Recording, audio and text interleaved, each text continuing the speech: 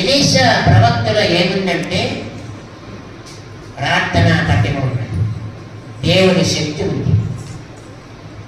మన ద్వారా జనములకు ఆశీర్వాదము రావాలన్నా మనలో దైవికమైన శక్తి ప్రభావం ఉండాలి. మన ద్వారా ఇతరులకు శాపము రావాలన్నా ఈ రెండింటికి ఇదే ప్రార్థనా శక్తి. అంతకు తప్పక వేరే అవసరం లేదు. నీకు కండబలము, దండబలము, ఇంకో బలము, భుజబలము, బుద్ధి బలము ఎందుకున్నా అవి దేవుని దగ్గర అన్ని కూడా నిరర్థకమైనటువంటివి. అందుకే మన ద్వారా తనకు శాపం ఉందా, ఆశీర్వాదం ఉందా? శాపం అయితే మేలా, ఆశీర్వాదం అయితే మేలా అనేది మనము ఇప్పుడు తెలుసుకున్నాం. దీనిని బట్టి మనము మెరుగుతూ ఉండాలి. ఇతరులకు మన ద్వారా ఇతరులకి ఆశీర్వాదం కావాలన్నా లేదా మనం వాళ్ళు కించపరుస్తున్నారని చెప్పి మనము వాళ్ళ మీద కోపపడినా వాళ్ళకి శాపము రావాలన్నా దైవ బలం ఎక్కువ ఉండాలి, దైవికమైన శక్తి ఉండాలి. అందుకనే ఈ రెండింటికి కూడా ఒకే ఒకటి ప్రార్థనా శక్తి, దైవికమైన బలము, దైవ శక్తి. ఇవన్నీ కూడా ఒక కుంటివాడు ఒక గుడి ముందర ఉంటాడు. అక్కడ మరి పేతురు, యోహానులు అక్కడ ఉంటారు. వాళ్ళని చూసి వాడు అడుగుతాడు, అయ్యా దానం చేయండి.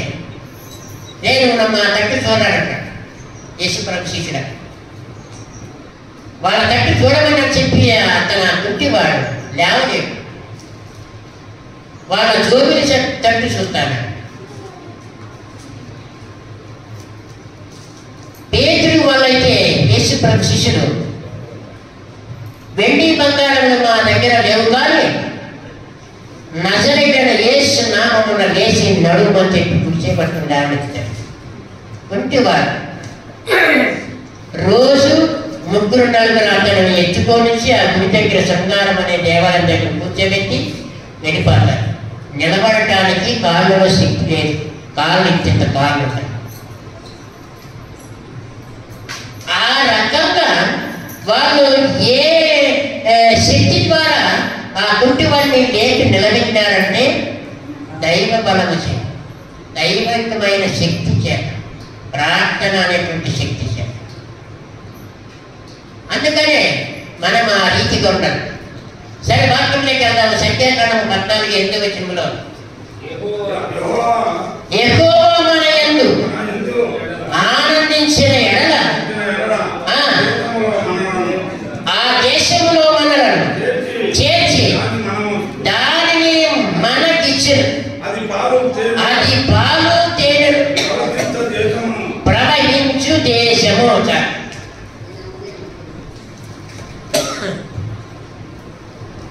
అక్కడ మోసే కొంతమందిని ఆ దేశానికి పంపించిన. ఆ దేశంలో ఎటువంటి పరిస్థితులు ఉన్నాయి, ఎంతమంది బలవంతులు ఉన్నారు, ఎటువంటి పరిస్థితులు ఉన్నాయి, అక్కడ ఆ భూములు ఉన్నాయా, బావులు ఉన్నాయా, జనాలు బాగా కండబలంతో బుద్ధి బలంతో ఉన్నారా చూసుకొని రమ్మని అక్కడ పంపించినప్పుడు వాళ్ళు కొంతమంది ఆ జనాలను చూసి భయపడి ఇక్కడ యెహోషువతో చెప్తారు, అక్కడ చాలా బలవంతమైనటువంటి బలవంతులు ఉన్నారు, మనమైతే వాళ్ళకి ఏమాత్రము సరిపోము, కాబట్టి మేము మరి ఇక్కడ ఎందుకు వచ్చినట్టు, ఈ దేశానికి ఎందుకు వచ్చినట్టు, అక్కడనే ఐగుప్త దేశంలో ఉండింటే మేము సమృద్ధిగా చికెను మటన్లు అన్నీ తినుకొని ఉండవు కదా,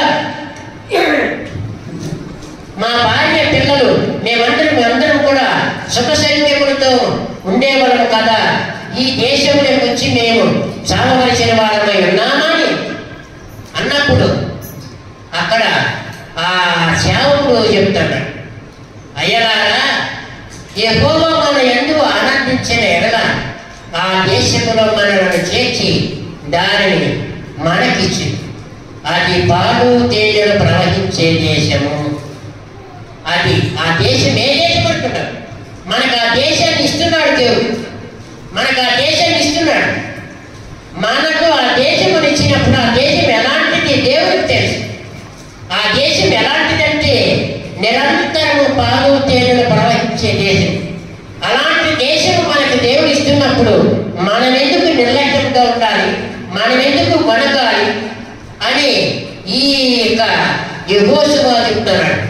వీళ్ళు మోషే యెహోషువ మీద కొరికినాడు, సరిగినాడు. ఎందుకు మేము ఇక్కడికి రావడం, మేము అక్కడ ఐగుప్త దేశంలో ఉంటుంటే మాకెంతో ఆనందం కదా, మా భార్య పిల్లలతో సుఖ సంతోషములతో గడిపేవాళ్ళం కదా, ఇక్కడ వచ్చి మేము సామవలసిన వారమైనామని చెప్పి వాళ్ళు సరుకుతున్నారు, దేవుడి మీద సరుకుతున్నారు, మోసే మీద సరుకుతున్నారు. ఆ సరుకులు దేవుడికి తినపడి. అందుకనే దేవుడు మనకు ఏదైనా కానీ ఇవ్వాలని అనుకున్నప్పుడు, దేవుడు మనకి ఏదైనా ఇవ్వాలని అనుకున్నప్పుడు అది కొన్ని శ్రమలతో కూడుకుంటాయి, కొన్ని కష్టాలు వస్తాయి, కొన్ని బాధలు వస్తాయి, కొన్ని శోధనలు వస్తాయి, ఇవన్నీ కూడా వస్తాయి. దేవుడు మనకి ఇవ్వాలని, పలాని వస్తువు ఇవ్వాలని ఉద్దేశం ఉన్నప్పుడు దానికి చాలా కష్టాలు వస్తాయి.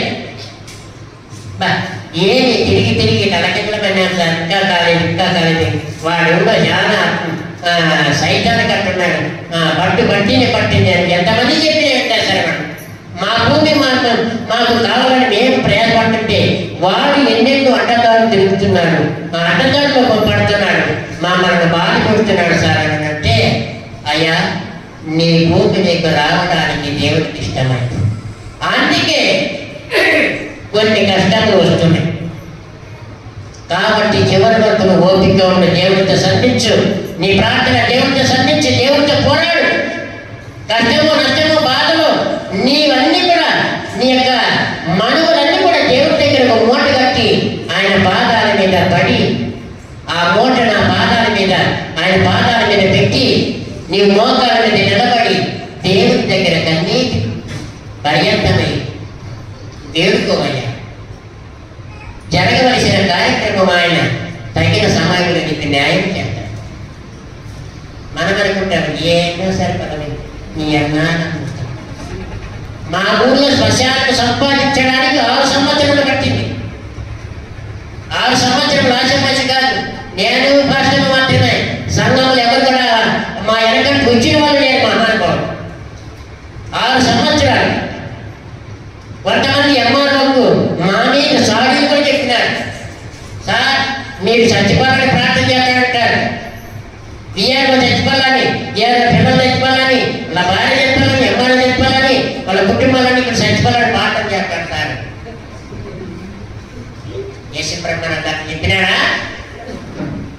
నిన్ను బాధ పెట్టిన వారి కోసం నువ్వు సైతం ప్రార్థన చేయాలంటాడు. నీ శత్రువుల కోసం నువ్వు ప్రార్థన చేయని చెప్పేటువంటి దేవుని మాటలు మనం విని మనము బోధించేటువంటి వాళ్ళు మనము ఎంఆర్ఓను చచ్చిపోవాలని అది పబ్లిక్ మనం ప్రార్థన చేద్దాం. పోయిన ఏడాది కూడా పోలీస్ స్టేషన్లో చెప్పినారు సార్, ఆయన మైకులో తిడతాడు, ఆవిడ తిడతాడంటే ఇప్పుడు నాకేమై ఉండాలంటే నాకేమన్నది, నేను మతిస్థిమితం లేని వ్యక్తిగా ఉన్నాను. మనము అనేకమైనటువంటి జనముల కోసం వాళ్ళ బాగోగు కోసం మనం ప్రార్థన చేస్తాం. కానీ అన్ని జనాలకు వాళ్ళ అపవాది లక్షణాలతో మన పైన నిందలు మోపుతారు. అందుకని ప్రియమైన వాళ్ళ ఆ శ్మశానం కోసము 6 సంవత్సరాల లాస్ట్కు 2016లో ఎంఆర్ఓ స్టాంపుతో వచ్చేసి ఎంఆర్ఓతో మొదలుకొని ఆరయ్య సర్వేలు విజయాలు వీళ్ళందరికీ వచ్చేసి ఇంకా మన దిక్కులు ఇచ్చిన శ్మశానానికి దుర్మార్గులు అడ్డుపడుతున్నారు. ఎంత నరకము చూసినా ఎంత బాధపడ్డాడు. అయినా కూడా అక్కడికి వచ్చేటువంటి సంగతులు మహానుభావులు సార్ మీరు ధైర్యం ఉండాలని ఒక్క మాట చెప్పిన మనుషులు లేదు. అరే ఈరోజు వచ్చేటడికే సిద్ధపరిచేటడికే అందరూ కూడా తొడపడతారు.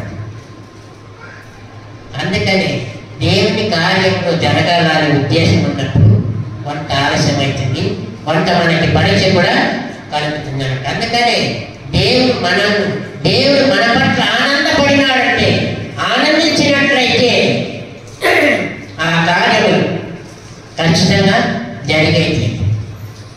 రెండవది, యాకోబును బట్టి లాభానికి ఆశీర్వాదం వచ్చింది.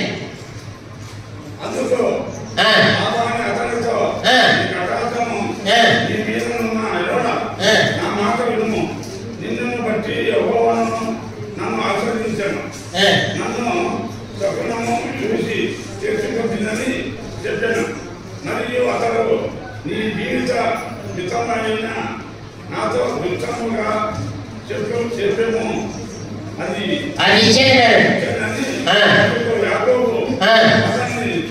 అతను చూసి నేను నీకెట్లు కొలువు చేసిస్తున్నాను, నీ మందలు నా యొక్క ఎట్లుండేను అది నీకు తెలియను. నీ గుండెనది కొంచెమే బహుగా అభివృద్ధి పొందెను. నేను పాదము పెట్టిన చోటనెల్లా యెహోవాను ఆశీర్వదించెను. నేను నా ఇంటి వారి కొరకు ఎప్పుడు సంపాద్యము చేసుకుంటున్నా. నేను యాకోబును బట్టి లాభానికి ఆశీర్వాదం వచ్చింది. ఏం ఆశీర్వాదం వచ్చింది? యాకోబేమో లాభాలు వాళ్ళ మేనమామ వాళ్ళ ఇంటికి పోయినాడు. వాళ్ళ ఇంటికి పోయినప్పుడు ఆయనకి 2 పిల్లలు ఉన్నారు, ఆడపిల్లలు ఉన్నారు. మొదటేమో రాహేలును చూసినాడు. మొదటేమో రాహేలును చూస్తే రాహేలును ప్రేమించినాడు యాకోబు. ఈ రాహేలు కోసము 14 సంవత్సరంలో తన ప్రేమను భద్రపరుచుకున్నాడు. 14 సంవత్సరంలో ఆయన కోసం ఎదురు చూసినాడు. అందుకనే ఆ రాహేలు కోసం వాళ్ళ ఇంటికి వెళితే ఆయన వాళ్ళ మామ లాభాలు నాయన ఇదిగో నీకు ఈ రకంగా గొర్రెలు మేకలు వెతుకుమని కాసినట్లయితే నా కూతురు ఇచ్చి నీకు పెళ్లి చేస్తానున్నాడు. సరే అని చెప్పి 7 ఏళ్ళు కాసినాడు. 7 ఏళ్ళు అయిపోయిన తర్వాత మరి నీ కూతురు నాకు ఇచ్చి పెళ్లి చేయమానంటే సరే అని చెప్పి అక్కడ యాకోబు మోసపోతాడు. వాళ్ళ మామ పెద్ద కూతురికి ముసిగేసి రాత్రి పూట ఆయన దగ్గరికి పంపించాడు. మొదటేమో ఆ మామ నేను రాహేలును చాలా ప్రేమించినాను, మరి రాహేలు నుంచి నాకు పెళ్లి చేస్తే నాయన మా యొక్క దేశంలో మా వంశంలో మా యొక్క ఆచార వ్యవహారాల్లో మొదట పెద్ద అమ్మాయికి మాత్రమే పెళ్లి చేస్తాను, తర్వాత చిన్న అమ్మాయికి చేస్తాను అని చెప్పి ఆ పెద్ద అమ్మాయిని మొదట పెళ్లి చేసుకొని చెప్పి రాత్రి పుటానికి ముసుగు కప్పి యాకోబు దగ్గరికి పంపించాడు. ఆమె అయితే మరి జబ్బు కన్నులు కలిగినట్టు. తెల్లవారు చూసిన తర్వాత ఆయన చూసి ఎందుకు ఈ రకంగా మీ నాయన నాకు మోసం చేసినాడు అని చెప్పి ఏంటి మమ్మ ఈ పరిస్థితి ఇదే, నీకు తగునా ఈ మోసం ఇంట్లో నువ్వు చేయొచ్చనా అని అంటే అప్పుడు ఈ మాట చెప్పి సరే నువ్వు రాజేంద్ర కూడా నువ్వు పెళ్లి చేసుకుంటానంటే ఇంకా 7 ఏళ్ళు ఈ మేకలు గొర్రెలు ఎదురు మనీ అప్పుడు ఇస్తానండి. ఆ రకంగా ఆ 14 సంవత్సరంలో పాటుపడిన తర్వాత అప్పుడు యాకోబు వాళ్ళ ఇంటికి అడుగు పెట్టక మునుపు వాళ్ళ గొర్రెల మంద తక్కువగా ఉండేది. ఎప్పుడైతే యాకోబు వాళ్ళ ఇంటికి వెళ్ళి అడుగు పెట్టినా అప్పుడే వాళ్ళ సంపాదనలు పుంజుకున్నాయి. అంటే యాకోబుని బట్టి లాభానికి ఆశీర్వాదం వచ్చింది. మనల్ని బట్టి మన ఇంటి పక్కల వాళ్ళకి మన ఇంటి అనుకోలకు వాళ్ళకి ఎలుకు అన్నజనులు అందరికీ మనకు బంధువులకి అయితేనేమి మన స్నేహితుడికి అయితేనేమి వీళ్ళందరికీ కూడా మనల్ని బట్టి వాళ్ళకి ఆశీర్వాదములు కలగాలి. హల్లెలూయా. మనలో అటువంటి ప్రార్థన పట్టిమ ఉన్నప్పుడు మనము దైవికమైన బలము పొందుతున్నప్పుడు మనకు ఆటోమేటిక్గా దేవుని శక్తి మనలో ఉంటుంది. మన ద్వారా వాళ్ళకి ఆశీర్వాదం కలగదు. అంతేగాని వాళ్ళ చేత మనము దూషింపబడకూడదు. వాళ్ళు మనల్ని నిందలేస్తారు, అపనిందలేస్తారు, మోసం చేస్తారు, అన్నీ చేస్తారు. కానీ మన ద్వారా వాళ్ళకి ఆశీర్వాదం రాదు. ఒకవేళ వాళ్ళకి శాపము రావాలన్నా కూడా మనకి ఇటువంటి పవర్ఫుల్ ప్రార్థన ఉండాలి. అందుకనే ఈ యాకోబు ద్వారా లాభానికి ఆశీర్వాదం వచ్చింది. హల్లెలూయా. మన ద్వారా కూడా ఇతరులకు ఆశీర్వాదం. తర్వాత ఏదేటువంటి సారపతి విధవరాలకి ఆశీర్వాదం వచ్చింది. ఇశ్రాయేలు దేవుడైన యెహోవా సెలవిచ్చి ఉన్నాడు అనెను. అంతటా ఆమె వెళ్ళి ఏలియా చెప్పిన మాట చెప్పున చేయగా అతడును ఆమెయు ఆమె ఇంటి వారును అనేక దినములు భోజనము చేయొచ్చు వచ్చింది. యెహోవా ఏలియా ద్వారా సెలవిచ్చిన ప్రకారము తొట్టిలో ఉన్న పిండి తక్కువ కాలేదు, బుడ్డిలో ఉన్న నూనె అయిపోలేదు.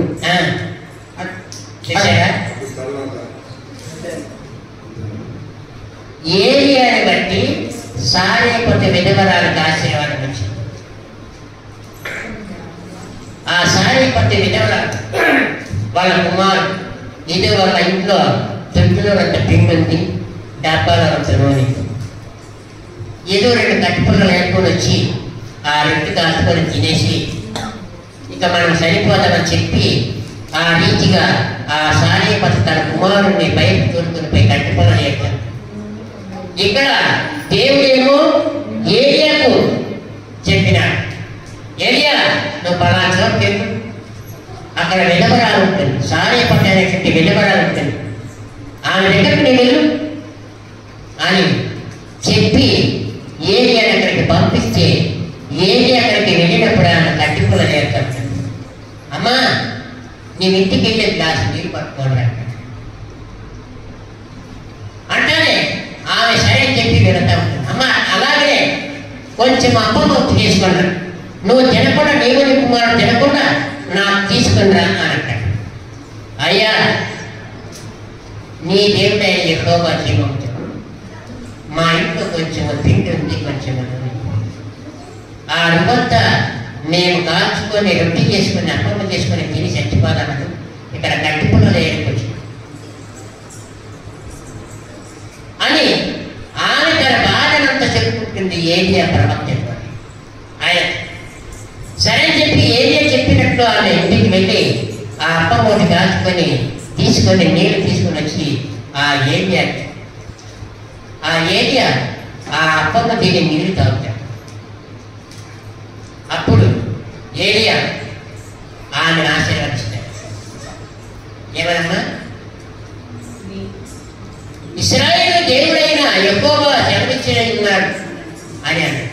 అంతటా ఆమె వెళ్ళి ఏలియా చెప్పిన మాటల చొప్పున చేయగా అతడును ఆమె ఇంటి వారు అనేక దినములు భోజనములు చేయించి వచ్చినాడు. యెహోవా ఏలియా ద్వారా సెలవిచ్చిన ప్రకారం దొడ్డిలో ఉన్న పిండి తక్కువ కాలేదు, బుడ్డిలో ఉన్న నూనె అయిపోలేదు. అమ్మా నీవు నాకు ఇచ్చిన ఆతిథ్యం బట్టి నా దేవుడు నీకు సెలవిచ్చిన మాట ఏమంటే ఇక నుంచి ఈ దేశంలో ఎన్ని ఏళ్ళు కరువు ఉంటుందో అన్ని ఏళ్ళు వరకు ఎప్పుడు నా జీవము గల దేవుడు వర్షము కురిపిస్తాడో వర్షం కురిపించేంత వరకు నీ తొట్టిలో ఉండేటువంటి పిండి అయిపోదు, నీ డబ్బాలో ఉండేటువంటి నూనె అయిపోదు. నీవు నీ కుమారుడు అన్ని సంవత్సరంలో దేవుడు ఎంత కాలము కరువుతో ఉంచుతాడు అంతకాలము ఈ పిండిని ఈ నూనెను మీరు వాడుకొని మీరు సమృద్ధిగా భోజనము చేయండి అని ఏలియాని బట్టి సారేపతి విధవరాలు ఎంత ఆశీర్వాదం వచ్చింది చూడండి. హల్లెలూయా. మన ద్వారా నేనంతగానే మనము క్రీస్తులోకి వచ్చినామంటే మనం ఒక ప్రత్యేకమైన వారముగా ఉండాలి. మన ద్వారా ఇతరులకు ఆశీర్వాదకరంగా ఉండాలి. అందుకనే ఏలియాని బట్టి సారేపతి విధవరాలకి ఆశీర్వాదం వచ్చింది. తరువాత అక్కడ నుండి అతడు బెయేర్షెబాకు వెళ్ళెను. ఆ రాత్రి యెహోవా అతనికి ప్రత్యక్షమయ్యి నేను నీ తండ్రి అయిన అబ్రహాము దేవుడను, నేను నీకు తోడై ఉన్నాను గనక భయపడకము, నా దాసుడైన అబ్రహామును బట్టి నిన్ను ఆశీర్వదించి నీ సంతానమును విస్తరింప చేసేదనని చెప్పాను. చూసారా, అబ్రహామును బట్టి ఇస్సాకు ఆశీర్వాదం వచ్చింది. అబ్రహామును బట్టే ఇస్సాకు ఆశీర్వాదం వచ్చింది. ఆ రాత్రి దేవుడు అతనికి ప్రత్యక్షమయ్యాడు. అయ్యా, నేను నీ తండ్రి అయిన అబ్రహాము దేవుడను, నేను నీకు తోడుగా ఉన్నాను కనుక భయపడకము, నా దాసుడైన అబ్రహామును బట్టి నిన్ను ఆశీర్వదించి నీ సంతానమును విస్తరింపజేసేదనని చెప్పినాడు. ఇదిగో నేను నీ తండ్రి అయిన అబ్రహాము దేవుడు. నీ తండ్రి ద్వారా నీకు ఆశీర్వాదం వస్తుంది. నీ తండ్రి ద్వారా నీకు ఆశీర్వాదం వస్తుంది. కొంతమందికి తన తండ్రి ద్వారా పిల్లలకు శాపం వస్తుంది, భార్యకు శాపం వస్తుంది. తన భార్య ద్వారా భర్తకు శాపం వస్తుంది, తన భార్య ద్వారా పిల్లలకు శాపం వస్తుంది. ఎందువలన శాపాలు వస్తున్నాయంటే దేవుడికి ఇదే చెప్పినాడు. ఎలీషా ఏ విధంగా అయితే ఆ పిల్లలు ఎగతాళి చేసినప్పుడు ఆ పిల్లలందరూ కూడా ఎలుకలు వచ్చి ఏ విధంగా అయితే తినేసినాడు, ఆ పవర్ కలిగినటువంటి మనందరం కూడా అటువంటి పవర్ కలిగి ఉన్నప్పుడు మనము చెప్పితే వినలేదు అనుకోండి, అయ్యా ఇంకో నేను చర్చికి వెళ్తున్నాను, నువ్వు కూడా రండి, ఏ పోయే నువ్వు కదా, నాకెన్నో పనులు ఉంటాయి. ఏమంటారు? నాకెన్నో పనులు ఉంటాయి. మా చిన్న చేతుల కొడుకు ఇప్పటికి తాగడం మానేసి హోటల్ కొడుకు ఇచ్చిన అమ్మాయి భర్త ఇప్పటికి తాగడం మానేసినాడు. ఎందుకంటే లోపల పార్ట్స్ అన్ని కూడా దెబ్బతింది. ఇప్పుడు భయపడుతున్నాను, ఇప్పుడు భయపడుతుంది. ఎందుకంటే అప్పుడు ఎంత నిర్లక్ష్యం చేసినాడు. ఇప్పుడు కూడా దేవుడి మందిరానికి రమ్మని కూడా రాడు. అందుకనే ఎన్ని మార్లు చెప్పినా కూడా వినని వాడు హఠాత్తుగా మరణమైపోయాడు. అందుకే వాళ్ళని బట్టి, ఆ భార్యని బట్టి భర్తకు శాపం వచ్చింది. ఎందుకంటే భర్త విననప్పుడు, భర్త నమ్మి దేవుడిలో ఉన్నప్పుడు భార్య రాకపోతే, భర్త ఎన్ని మార్లు చెప్పినా భార్య వినకపోతే ఆ భార్యకు ఆ భర్తను బట్టి ఆయనకు శాపం వస్తుంది. అందుకని ప్రేమని వాళ్ళ మనము ఏ రకంగా ఉండాలి? ఇతరులకు ఆశీర్వాదకరంగా ఉంటామా లేదా శాపకరంగా ఉండాలా? దేవుడు యేసుప్రభు అంటాడు, నీ శత్రువులను ప్రేమించు అంటాడు, క్షమించు అంటాడు.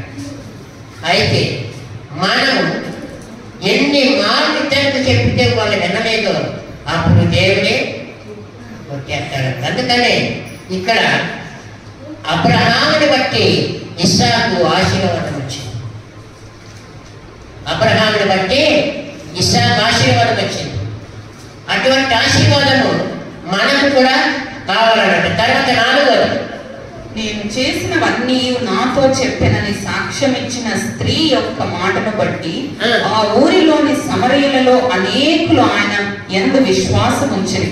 ఆ సమరయులు ఆయన యొద్దకు వచ్చి తమ యొద్ద ఉండమని ఆయనను వేడుకొనిరి గనక ఆయన అక్కడ 2 దినములు ఉండెను. ఆయన మాటలు వినినందున ఇంకను అనేకులు నమ్మి ఆ స్త్రీని చూచి, ఇక మీదట నీవు చెప్పిన మాటను బట్టి కాగా మా మట్టుకు మేము విని ఈయన నిజముగా లోక రక్షకుడిని తెలుసుకొని నమ్ముచున్నాము అనేది. సమర స్త్రీ చేతబాబు దగ్గరికి నీళ్ళకు వచ్చింది. చేతబాబు దగ్గరికి నీళ్ళకు వస్తే యేసు ప్రభువుల వారు తన శిష్యుడితో అక్కడికి వస్తాడు. తన శిష్యులను ఊజైకి పంపిస్తాడు భోజనాన్ని. ఏ గృహానికైనా వెళ్ళి కొంత భోజనం పెట్టించుకొని రాడని పంపిస్తాడు. ఇక్కడ సమర స్త్రీతో యేసు ప్రభువుల వారు మాట్లాడుతున్నాడు. అమ్మాయి 2 నీళ్ళు చేసుకొని నాకు కొన్ని ఇస్తామన్నట్టే అక్కడ ఆమె అంతా కూడా మాట్లాడుతూ మాకు నిలిచినటువంటి యాకోబు దేవుని కంటే నువ్వు గొప్పవాడువా అని చెప్పి అక్కడ ఆ సమరస్త్రీ యేసు ప్రభుల వారితో మాట్లాడతాం. యేసుక్రీస్తు ప్రభుల వారు ఆమె మనోనేత్రంలో తెలుగు చెప్తాడు. అమ్మాయి, నీకు 5 మంది భక్తులు ఉన్నారు తెలిసిన అని. ఇప్పుడు ఉండేవాడు నీ భర్త కాడు. అప్పుడు ఆమె సత్యమే శక్తివయ్యాడు. కాబట్టి నీవు ఈ నీళ్లు తాగడానికి రోజుకు 3-4 సార్లు చేతలో దగ్గరికి రా. కానీ నేను ఇచ్చేటువంటి జీవజలము తాగిన వారు ఎప్పటికీ నీ దప్పెట్టుకున్నాడు. నేను ఒక్కసారి జీవజలం ఇస్తే ఇక ఎప్పుడు కూడా ఆ నీళ్ళను వాళ్ళు తాగు. ఒక్కసారి తాగినాడంటే మళ్ళా తప్పికొనడు అని చెప్పితే, అట్లయితే బోధకుడా మాకు ఆ నీళ్ళను మాకు ఇవ్వండి, ఆ జీవజలము మాకు ఇవ్వండి, నేను రోజు ఇక్కడికి రాకుండా ఉండేదానికి నాకు సహాయం చేయని చెప్పి ఆ సమరస్థితి యేసు ప్రభుల వారిని వేడుకుంటే, మొదట నీ వెళ్ళి నీ భర్తను, నీకుండే భర్తను పిలుచుకొని అక్కడ జనాలందరికీ ఆ ఊరికి వెళ్ళి అందరికీ చెప్పి